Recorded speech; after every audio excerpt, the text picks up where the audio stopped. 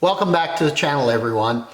Thought I would bring you a video today on changing out your air cabin filter in your GMC Sierra or Chevy Silverado.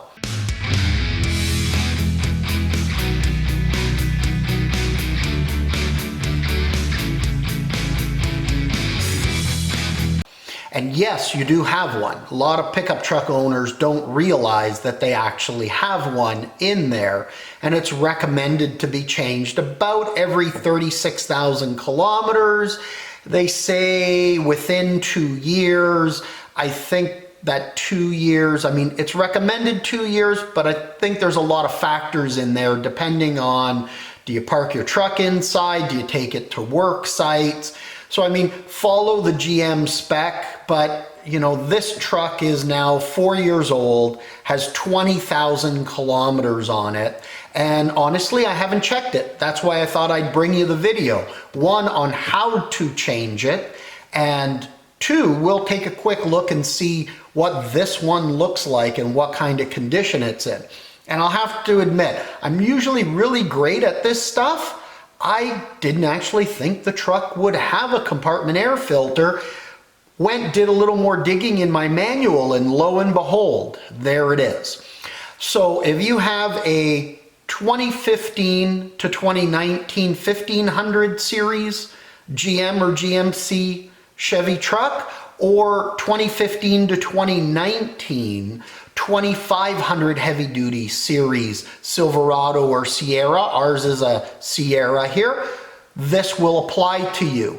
Now from 2019 heavy duty, 2020 heavy duty forward, 2019 1500 series forward, it's similar, but they've made it a little easier to access. So the first thing I'm gonna do is let you know that there's 4 screws you need to remove. 2 underneath. Now the ones underneath, when you go to remove them, you have to look really close because they're tucked in just underneath here, and you can't really see them really well. So I'm not going to bring you the filming of that when we remove them. We'll show you the top screws and then removing the glove box and how to get in there. So we're going to grab some tools. Basically, you're going to need either a Torx bit screwdriver, or if you're like us, we're going to use our impact wrench, our impact driver, I should say. You can use a drill as well with a T15 bit on it. So we'll remove the 2 bottom ones. We'll bring you back to show you the 2 top. Okay, so I just thought I'd show you real quick. We've removed the 2 screws. There's one right underneath, and then the other one is just over here as well. They are not super easy to get to while you're filming, so I thought I would show you that. Now we'll put the camera into its position here. We'll throw some extra light up, and then basically all we're really going to do is pop this down, and there's another 2 screws right in here. So we're going to want to pull those out. That's one. There's another one right up here, a lot easier to see. Pull that one out. We're going to put these on the ground, and then gently we can pull this whole piece out.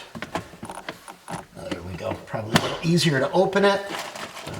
Now we'll make sure you have your top glove box, as you notice, empty here, and we should be able to just pop this out gently, remove your glove box, set it off to the side, and that now gives us access to the filter. What we'll do is I'll reposition the camera so you can see it a little better. All right, so we have repositioned, or I have repositioned the camera. I have a bright flash up on top so you can see it. And what you're looking at here is this is our compartment for our air filter. And there's 2 tabs up top that you gently pry back on each side. And then this little door can be removed, and you can see there's a little bit of dirt there, so we're going to shake that out, but not in the truck. And then we're going to just gently reach in here.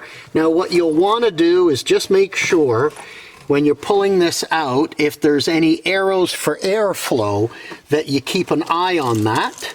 Now we're going to pull ours out, and it's, you know, fairly easy to get to. You'll want to reach in if you see any leaves, any debris, and basically just pull those out. We have a couple because this did sit outside, and we'll give you an idea. The filter's not bad overall, but I would say it's time to definitely clean it.